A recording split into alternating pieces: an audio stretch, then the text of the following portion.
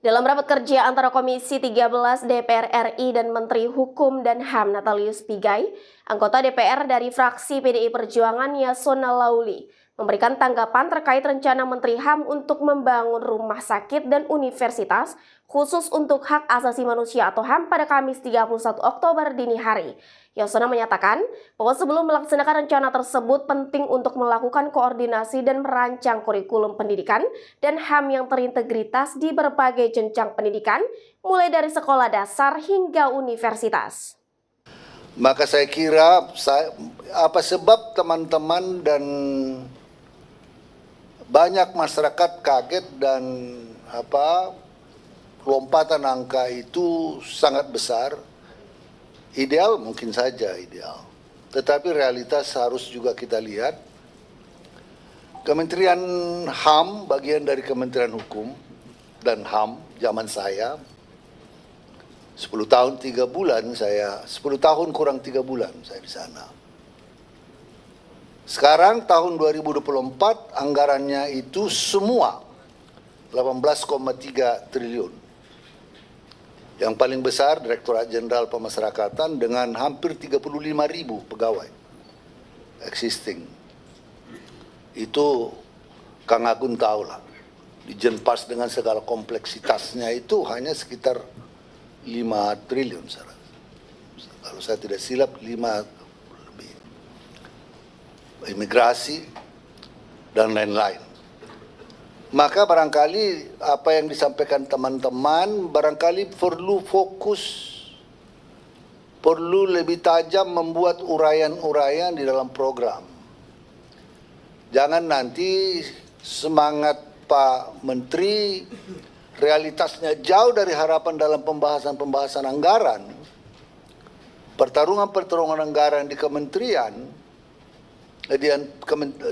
lintas kementerian dengan Kementerian Keuangan dan lain-lain bisa membuat Pak Menteri bisa patah arang. Harus realistis. Nah, itu yang pertama. Yang kedua yang ingin saya tanyakan, tadi Pak Menteri mengatakan bahwa skor penegakan HAM, pemajuan HAM di Indonesia ini 28. Masih tinggi Vietnam, masih tinggi Laos. Ini kan memang Vietnam kita tahu baru belakangan ini negara komunis tapi ekonominya saya baru berkunjung ke sana, sangat baik sekali. Menurut Pak Menteri, apa yang menyebabkan ini?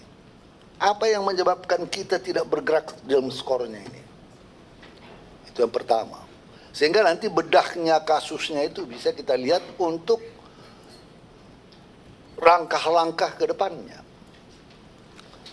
Yang kedua, kami, ini ada Pak Dirjen HAM, Dahana,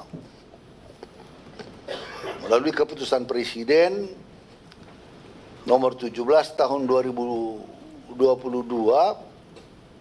dibentuk tim penyelesaian pelanggaran HAM non-yudisial. Tadi Pak Ayub ya, Pak Ayub menyampaikan kita kick off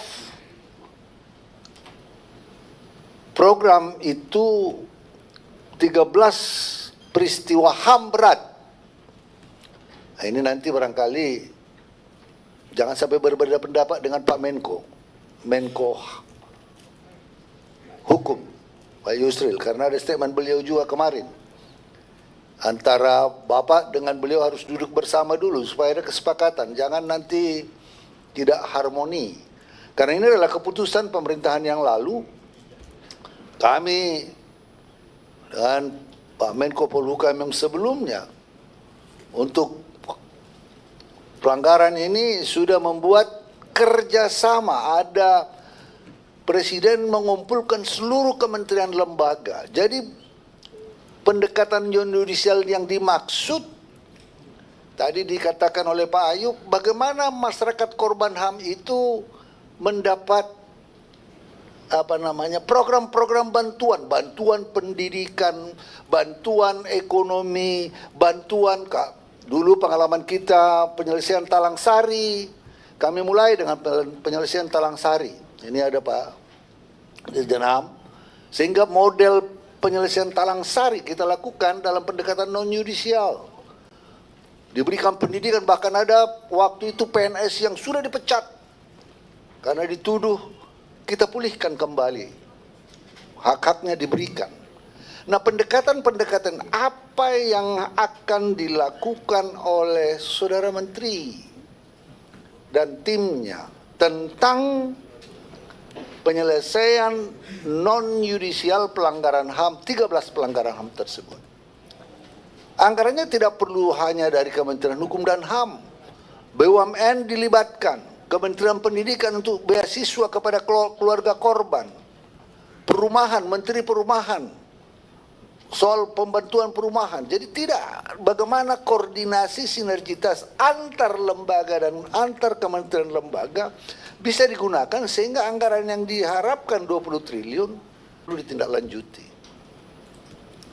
Nah, tadi dikatakan ada 8.000 desa dapat 100 juta. Saya agak concern dalam soal-soal ini. Kita pengalaman dengan dana desa, Pak. Pengalaman dengan dana desa, sudah bertahun-tahun kita dana desa, masih tetap banyak dana desa-desa yang tertinggal.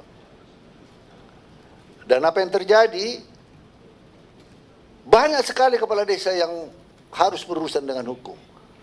Kalau ditelisik, ini dana desa ini hampir barangkali mungkin ada hanya berapa persen kepala desa yang bisa bersih sebersih-bersihnya. Makanya pada pemilu yang lalu banyaklah kepala desa yang menjadi alat penakut, digunakan dengan alat penakut untuk tujuan-tujuan tertentu dalam pemilu. Tidak usah kita bahas di sini. Kenapa? Itu tadi. Jadi saya mengajak Pak Menteri, sebelum sampai ke sana, make it next 3 to 4 years to come, instead of doing it right away. Ya. Kita punya program peduli HAM. Ini yang perlu diperbaiki. Indikatornya diperbaiki lebih ketat. Kemudian kasih reward kepada kota sehingga anggarannya dari Pemda, indikator yang kuat dilakukan oleh Kementerian Hukum dan HAM, dikasih reward kepada Pemdanya yang mendapat kota kabupaten peduli HAM. Koordinasikan dengan Kementerian Keuangan. Saya mau bahwa kota peduli HAM mendapat reward seperti yang dilakukan. Kalau dia anggarannya baik, dia dapat insentif. Apakah berapa sekian. Instead of kasih 8 triliun kepada masing-masing kepala desa, hanya sosialisasi. Wah, ini potensial untuk ciapeng kalau katanya di Medan. Ini sangat, jadi ini memangkas beberapa soal-soal yang perlu kita pertimbangkan. Saya menghargai betul upaya Pak Menteri, keinginannya yang luhur dan kuat itu.